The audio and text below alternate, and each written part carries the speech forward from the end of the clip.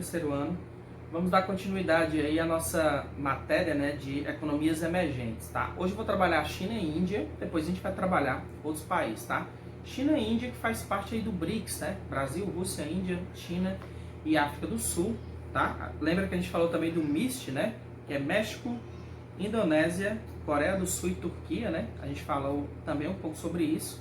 E na aula passada a gente explicou, né, sobre as economias emergentes, né, por que elas eram emergentes, e a gente vai falar um pouquinho das características de cada um, tá? Então a gente vai começar aí com a China e Índia, tá? Depois a gente vai concluir nesses assuntos. Galera, China, primeiro, é o principal emergente do mundo, né? A gente fala aí da segunda economia do mundo, né, perdendo apenas para os Estados Unidos, então ele é o principal emergente, tá? Eu tenho aí o nome República Popular da China, a RPC, também simplesmente conhecida como China. É o maior país da Ásia Oriental e é o mais populoso do mundo. A gente está falando aí de praticamente quase 1,4 bilhão de pessoas, né? 21% da população da Terra é da China, tá? Terceiro maior território do planeta, é o único país socialista do mundo que se encontra em acelerado crescimento econômico, tá?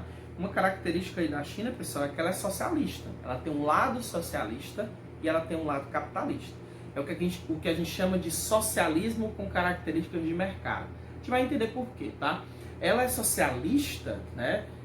Principalmente porque ela vive sob uma ditadura, né? Então por exemplo, os meios de comunicação são reprimidos, né? Eu não posso fazer manifestações populares. Você vê que nessa pandemia eu tenho um médico que descobre, né, a doença, né, começa a querer divulgar essa doença e ele foi reprimido, né? Esse médico morre depois e as pessoas que estavam com ele, né, a equipe dele some. Cadê essa equipe dele, né? Várias pessoas que tentam falar que a China já sabia da pandemia antes sumiram. Essas pessoas não aparecem mais, tá? Então é socialismo com características de mercado. Então, governo com um partido único, centralizado e autoritário. E aí, como eu já tinha falado, forte censura aos meios de comunicação, reprimindo violentamente qualquer tipo de manifestação popular, impedindo a formação de sindicatos, por exemplo. País com maior crescimento econômico na atualidade, ele cresce entre 7% e 10% ao ano, já teve períodos que a China crescia 10% ao ano. Hoje ela deve estar crescendo em torno de 6%, 7%. Tá? Ela cresce um pouco menos hoje, mas o crescimento chinês ele é muito maior. Se você pensar, por exemplo, nos Estados Unidos, cresce 2%, 3% ao ano, o Brasil cresceu 1,5%, então a China cresce bastante. Por que a China cresceu tanto? Vamos aí para a explicação, tá? Primeiro, eu tenho uma PEA muito grande, população, vamos só lembrar o que é PEA. População é economicamente ativa. Quem não lembra, são todas as pessoas que estão acima de 15 anos, que vão até 60 anos, são pessoas com idade de trabalhar ou que estão à procura de emprego. Essas pessoas fazem parte da PEA. A China tem 800 milhões de pessoas nessa PEA, com uma mão de obra baratíssima e um mercado de consumidor que pode comprar muito. Imagina, tanto de pessoas, a China tem 1,4 bilhão de pessoas, tanto de pessoas que podem comprar. Então, gente, isso foi um atrativo. Muitas empresas internacionais procuraram a China. Mão de obra barata, super explorada, né? Trabalhando, às vezes, 16 horas por dia. Né? Uma legislação pouco rigorosa. Então, muitas empresas se deslocaram para a China, fez com que a China crescesse, tá? Fora um mercado consumidor também que vai comprar, né, esse produto. A China é a maior economia de exportação do mundo e de vez em quando ela faz o que? Ela desvaloriza o seu yuan, né, que é a sua moeda. Para você ter ideia, um yuan equivale a 7 dólares. Os Estados Unidos briga muito quando a China faz isso, desvaloriza de propósito o seu yuan, porque o produto chinês fica muito barato no mercado internacional, né? Então faz com que o produto chinês venda tanto, né? Isso recebe muitas críticas, não só dos Estados Unidos, como da Europa de uma forma geral. Maior produtor de alimentos e manufaturas do mundo, e aí o país ele passa por diversas transformações, né? O crescimento chinês é absurdo, né? Reformas, construção de pontes, hidrelétricas, eles construíram uma hidrelétrica, que é a hidrelétrica de Três Gargantas, que essa hidrelétrica, quando surgiu, ela foi maior que a Itaipu, que é uma binacional aqui do Brasil, que é a maior hidrelétrica do mundo. Né? Então, hoje ela é a segunda do mundo, Itaipu passou, mas eles estão com intensa urbanização, a China só cresce, tá? A China é o quarto país mais visitado do mundo, isso lógico gera muita renda, né?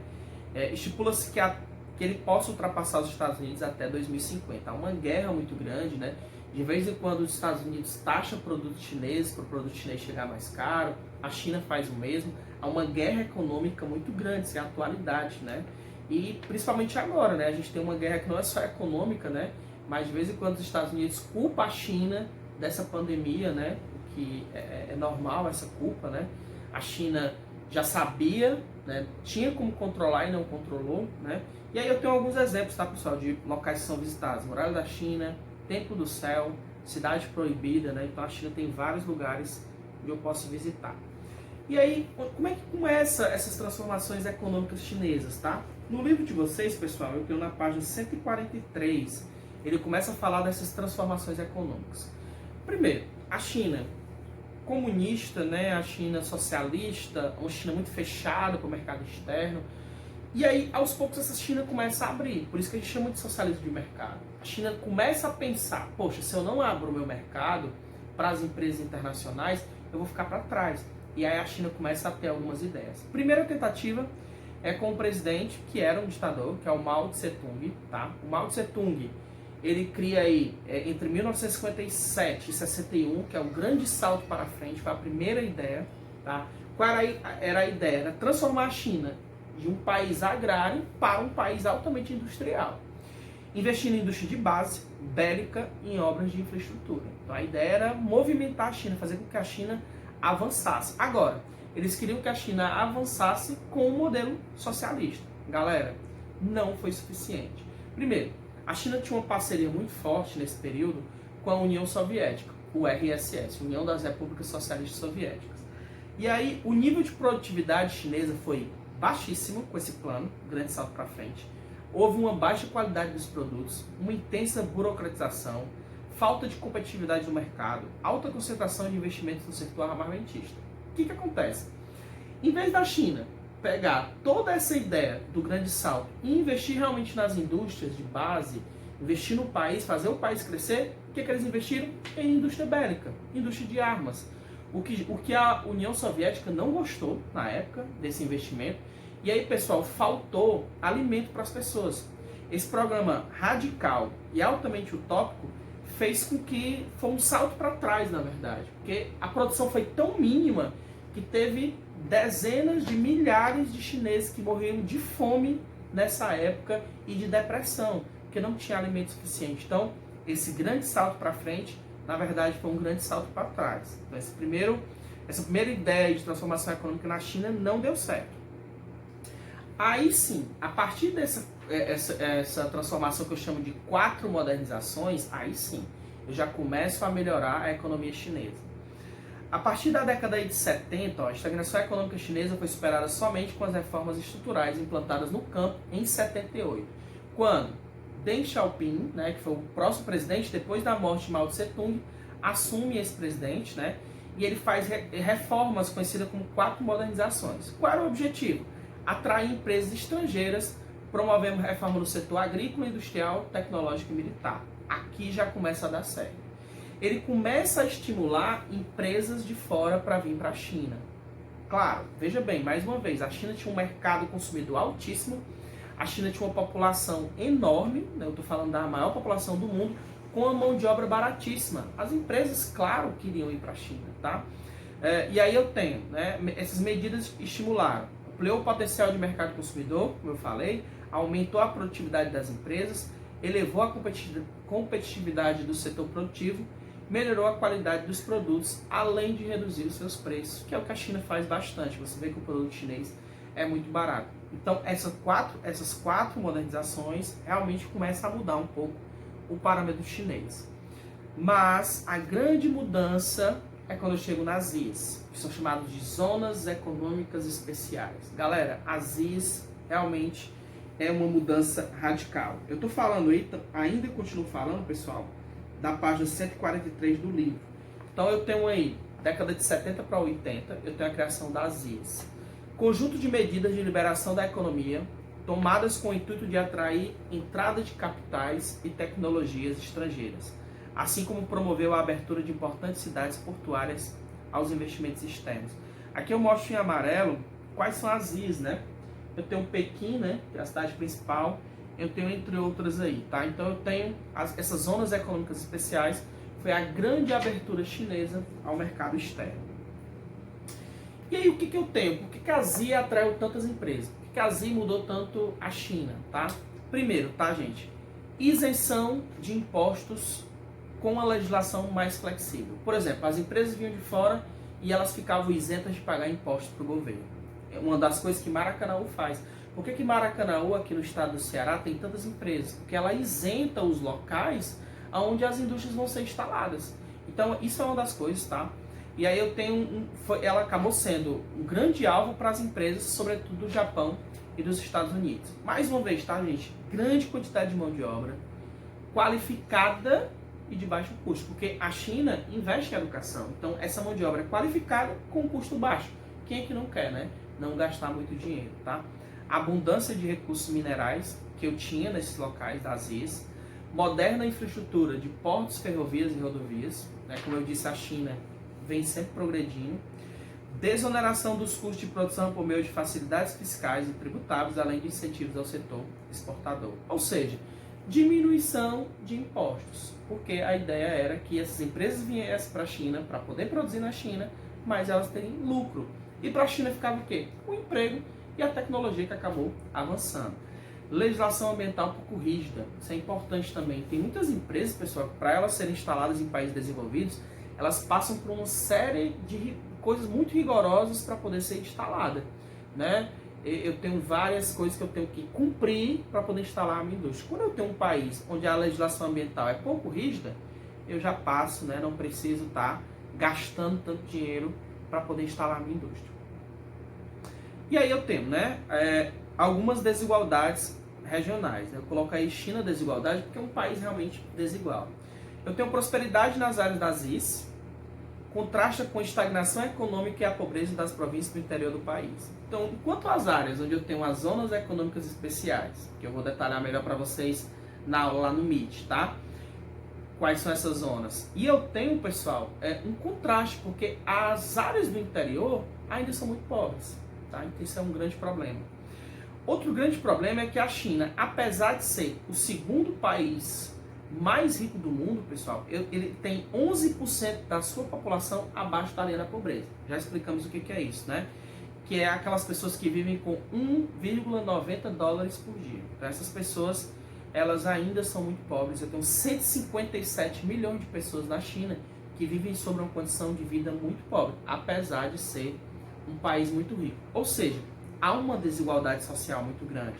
Outra coisa que acontece na China, pessoal, são os grandes contrastes demográficos, né? O que eu tenho?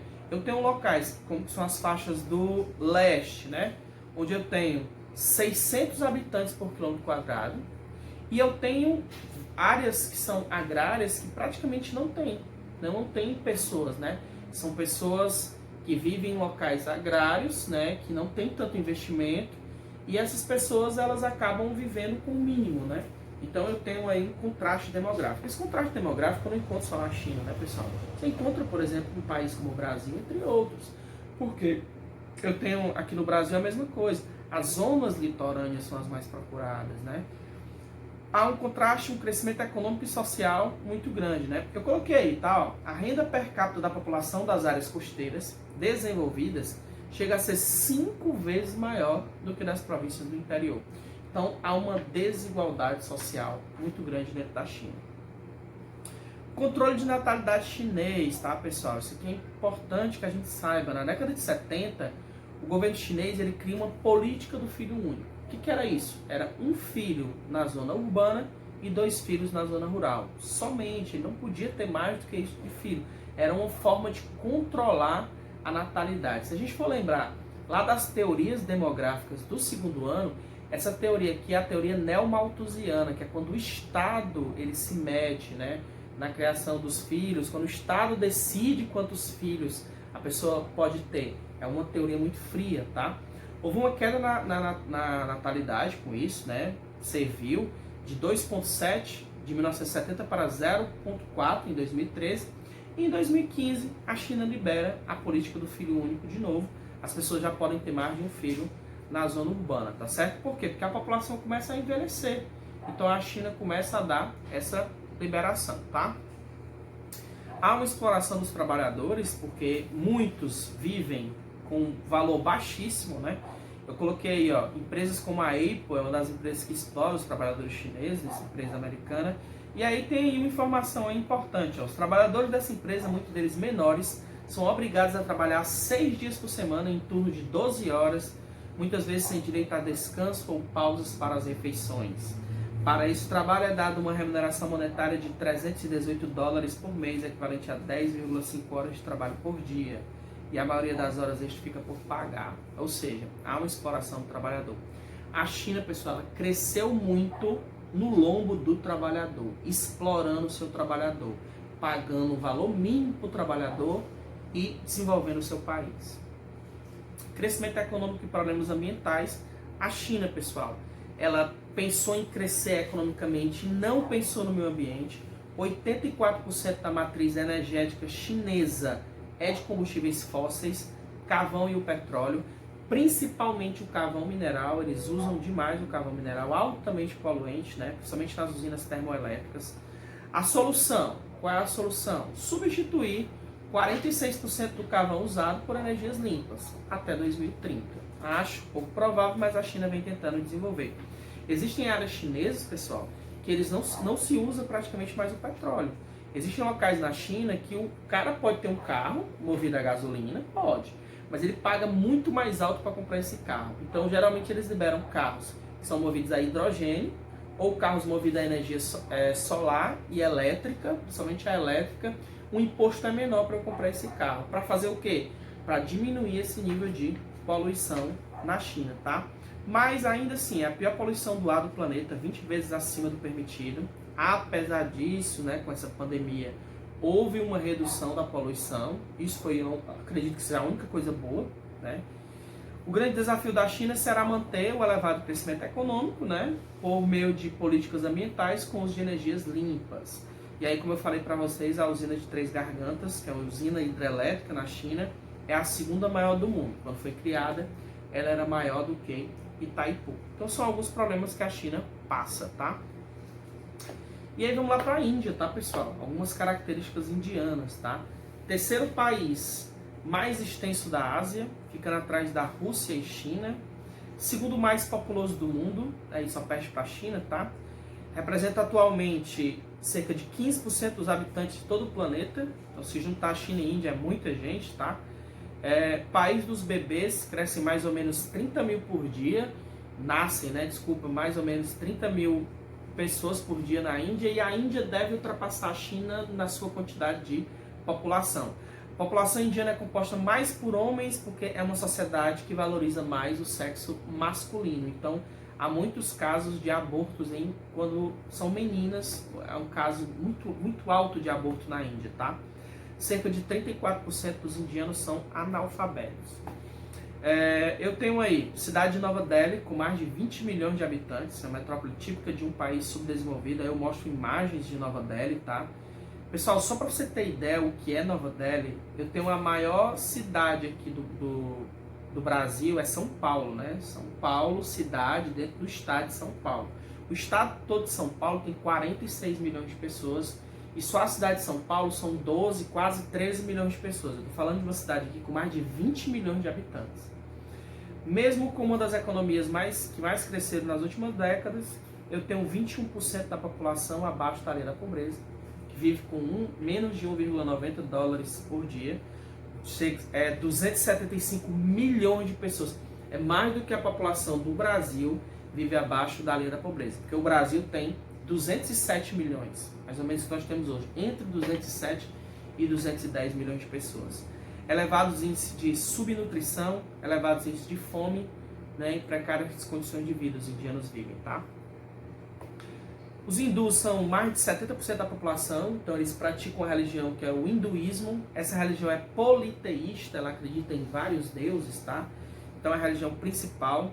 Em segundo lugar vem o islamismo, e a Índia é o terceiro maior país islâmico do mundo, né? 155 milhões de pessoas são islâmicos. Galera, esse sistema de casta já não é mais para existir, né? Na prática foi eliminado, né? Desculpa, na prática não. na teoria foi eliminado. Não é para existir mais o sistema de casta, mas na prática ele continua acontecendo, tá? Eu tenho, por exemplo, o que seria esse sistema de casta? Existem as castas superiores, aquelas pessoas que podem trabalhar nos melhores serviços, e uma casta superior que a gente tem, a mais superior, é os brahmanes, né? Até as castas que são dos intocáveis, né? Que são os Dalits, né? Tem até uma novela, né, do Márcio Garcia que mostrava isso, que ele era um Dalit, né? Uma baixa escala social. Os Dalits são os intocáveis, eles não podiam entrar em qualquer lugar, qualquer espaço público. Pra você ter ideia, pessoal, desse sistema de casta era tão cruel que você não podia ter mobilidade social. Você nascia numa casta, você ia morrer numa casta. Uma pessoa que é um Brahmane, ele só poderia casar com uma pessoa que fosse Brahmane. Ele não podia ter uma mudança, né, de vida. Né? Então, assim, os indianos ainda têm esse problema com castas, né? Na prática isso ainda existe, mas eles investem muito no estudo. Porque através do estudo, hoje em dia, você pode mudar de condição social. No passado nem podia, tá? Um terço dos indianos vive na zona rural. É um país muito rural, assim como a China ainda, tá? Grande produtor de alimentos do mundo, maior produtor de chá, né? Ele é o maior produtor de chá, ele fica só atrás da China na produção de alimentos, tá? Segundo maior produtor de arroz e o segundo maior de cana-de-açúcar, tá? Também perde para a China nisso aí. Maior rebanho bovino do mundo, né? A vaca é um animal sagrado, então não pode matar esse animal, por isso que ele tem um grande rebanho. E aí também, tá, gente, grandes desigualdades sociais e há uma má distribuição de renda. Então, apesar de ser um país que é emergente, sofre com desigualdade social e má distribuição de renda, o que é uma grande característica. A maior parte dos países emergentes sofrem com isso, tá? Rio Ganges, esse rio é considerado sagrado para eles, né? Para a população hindu na Índia, sagrado. Ó. Tem aí, eles acreditam que a deusa Ganga desceu do céu para habitar o rio. Por isso eles acreditam tomar banho e beber a água do rio, acreditando que seus pecados serão purificados. Sendo, tá, gente, que esse rio é o rio mais poluído do mundo, tá? Então tem muitos dejetos, porque geralmente eles fazem tudo nesse rio. Lavam as roupas, lavam animais, escovam os dentes, colocam suas necessidades lá, né? Cocô, enfim. Então, outra coisa. O rio Ganges, eles lá não têm, a Índia, eles não têm, a cultura indiana não enterra seus corpos. A cultura indiana é fazer a cremação dos corpos e jogar essas cinzas no rio Ganges. Tem pessoas que não têm dinheiro para cremar, então elas fazem o quê? Embalam o corpo e jogam no rio Ganges, né? Até esse corpo ficar muito pesado e esse corpo descer, né? Então a poluição é enorme nesse rio, tá, gente? Mas muitas oferendas são jogadas também nesse rio, tá? E aí restos humanos de animais também são jogados nesse rio. Né? Não é todo mundo que bebe água do rio, né? Mas infelizmente bebe, banho eles tomam bastante. Agora, só uma curiosidade. Esse rio, pessoal, ele nasce limpíssimo, porque ele nasce na cordilheira do Himalaia. Então ele nasce do derretimento do gelo do Himalaia. Então ele nasce limpíssimo, mas ele passa por mais de 100 cidades indianas, aí logicamente que ele vai ficando bastante poluído. A Índia demorou para ser independente, tá, pessoal? A independência indiana é só em 1947. Essa independência, a Índia, ela foi colônia inglesa, né? Eles falam inglês perfeitamente, tá? Em 1920 houve um movimento para a libertação da Índia, feito por Mahatma Gandhi, tá? Então essa era uma ideia, ele pensou em movimentos pacifistas, em que as pessoas iam para a rua, né, de forma pacífica, lutar pelo seu direito de independência. Uma das formas era a não violência, a desobediência às ordens, né, da Inglaterra na época e boicote aos produtos ingleses. Chegou um momento que ficou tão forte que a Inglaterra preferiu dar essa independência aos indianos. Aí eu tenho uma imagem de Mahatma Gandhi, né, importantíssimo na história indiana. Após a independência, a Índia procurou desenvolver uma economia, né, com indústria forte, né, grandes investimentos em siderúrgicas, mineradoras, metalúrgicas, químicas e armamentos. E aí, a princípio, foi bom, mas depois não se mostrou tão eficaz, né? Foi ineficaz depois de um determinado tempo. De 1970 a 80, a economia indiana ela perde fôlego, tá? Houve uma queda da competitividade do seu produto no mercado externo. E aí a Índia acumulou déficits, né? Acumulou dívidas e teve que pedir dinheiro emprestado, né? Que é o que a gente vai ver no próximo slide. Eu tenho Final da década de 80, eu tenho muitos empréstimos que eles pediram ao FMI. Então a Índia demorou um pouquinho para chegar a ser o emergente, né? Sofreu um pouco, até porque tinha pouco tempo se tornado independente. E aí, qual foi a ideia de recuperação indiana? Reformas e ajustes econômicos, entre eles a menor participação do Estado na economia, com privatizações. A primeira ideia foi privatizar as suas indústrias. Eu pegava as indústrias que estavam na mão do Estado, estatais, e privatizei. Eu tirei, né, custos do Estado. Eliminei barreiras alfandegárias, reduzindo o protecionismo e conseguiu incentivar a entrada de capital externo. Mesma coisa da China. PEA alta, mais ou menos 600 milhões de pessoas na PEA, ou seja, uma população economicamente ativa altíssima, um grande mercado consumidor, também com um valor muito baixo, né, de pagamento para as pessoas, a mão de obra muito barata. O PIB hoje da Índia é mais ou menos de 2 trilhões, é a 10ª economia do mundo, atraiu muitas empresas, a Índia tem muita empresa externa. Ao longo dos últimos anos, um importante polo mundial de inovações tecnológicas, tá, gente? Investida tecnológica da Índia. A Índia é um dos grandes países de tecnologia do mundo, investiu muito em educação, tá? Grande exportador de mentes pensantes, é uma crítica que acontece muito, né? Os indianos e o mundo inteiro criticam muito os Estados Unidos, porque ele vai buscar aquelas pessoas que são mais inteligentes lá na Índia e oferecem bolsas para as pessoas ir para os Estados Unidos, principalmente quando são cientistas. 25% dos cientistas dos Estados Unidos são indianos. A vida fica mais fácil para o indiano nos Estados Unidos porque eles já falam inglês. Então, para ele é fácil a adaptação. E, lógico, os Estados Unidos é um país desenvolvido, né? Profissionais altamente qualificados com remuneração baixa, também muito parecido com a China, né? Torna a Índia um país de atração de grandes empresas, tá? E aí a Índia hoje é o maior exportador de softwares do mundo, programas de computação, entre outros produtos como eletrônicos, químicos e farmacêuticos. O país abriga gigantes multinacionais como a IBM, Microsoft, Motorola, Siemens, Nokia, Alcatel, entre outros, né? E aí, galera, o telemarketing indiano é um dos maiores do mundo. Isso cai muito em prova, já caiu na prova do Enem falando do telemarketing. Hoje os Estados Unidos praticamente não tem telemarketing. Ele manda o telemarketing todo para a Índia, porque lá eles já falam inglês mesmo e facilita o processo. E aí, lógico, a mão de obra é muito mais barata. Os Estados Unidos buscam a mão de obra mais barata. Beleza, galera? Então é isso, tá? Lembre-se que faça a leitura, tá? A leitura do livro vai ser importante. Qualquer coisa, assista às aulas no canal. Eu vou dar uma reforçada nessa aula lá no Meet, tá? Para vocês. Obrigado, saudades. Fiquem em casa e muito obrigado pela atenção.